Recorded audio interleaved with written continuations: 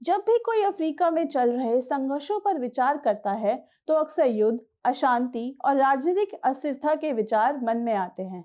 लेकिन ये ऐसा क्यों है? इसके पीछे क्या कारण है?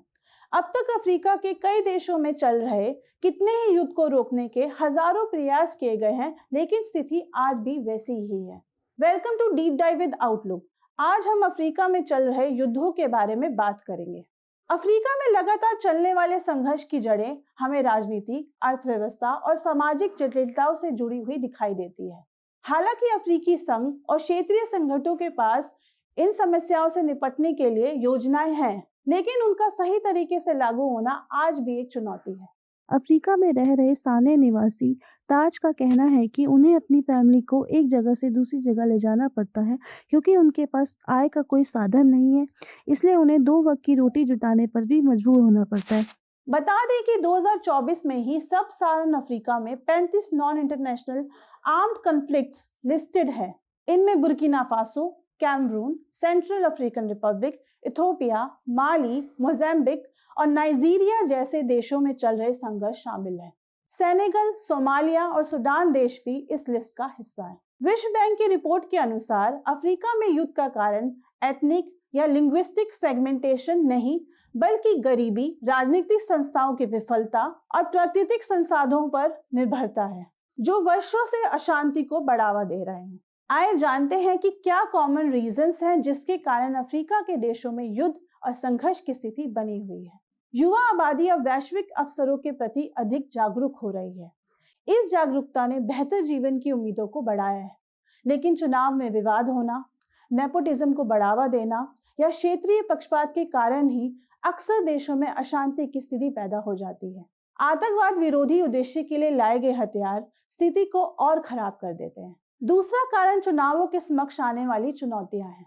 चुनाव, जो किसी भी लोकतंत्र की रीढ़ माने जाते हैं, अक्सर संघर्ष का कारण बन जाते हैं।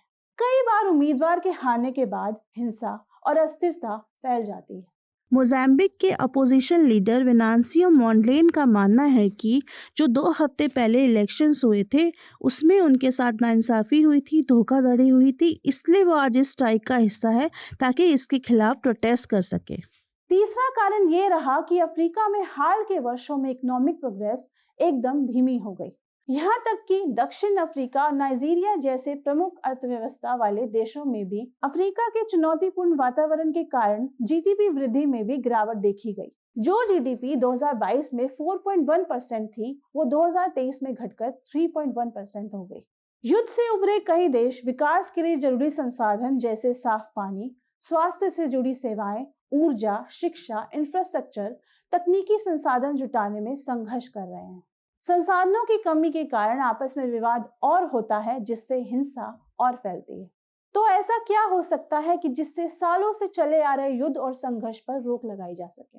अफ्रीका दुनिया के सबसे बड़े और लंबे समय से चले आ रहे डिस्प्लेसमेंट के संकट का भी सामना कर रहा है। यहाँ पॉलिटिकल इंस्टेबिलिटी, बॉर्डर इशू और क्लाइमेट चेंज से जुड़ी चुनौतियां हैं। The pact of the future नाम की पहल यूएन और एयू जैसे क्षेत्रीय संगठनों के बीच सहयोग को और मजबूत करता है और एक समावेशी वैश्विक प्रणाली में अफ्रीका की अहम भूमिका को बढ़ावा देने पर जोर देता है। अफ्रीकन यूनियन और क्षेत्रीय ऑर्गेनाइजेशन के पास इन मुद्दों से निपटने के लिए नीतियां और योजनाएं तो हैं, लेकिन उनका सही तरीके से पालन नहीं हो पाता। सिस्टम को मजबूत करना, पॉलिटिकल विल पावर को बढ़ावा देना और सामाजिक आर्थिक समस्याओं का समाधान करना जरूरी है, ताकि एयू का 2063 का अफ्रीका को एक पीसफुल, इंटीग्रेटेड और समृद्ध देश बनाने का सपना साकार हो सके। ऐसे ही और डीप डाइव एक्सप्लेनर वीडियोस के लिए आउटलुक से जुड़े रहें और नेक्स्ट इशू, जो कि नेवर एंडिंग वॉर थीम पर है, उसे फॉलो करें।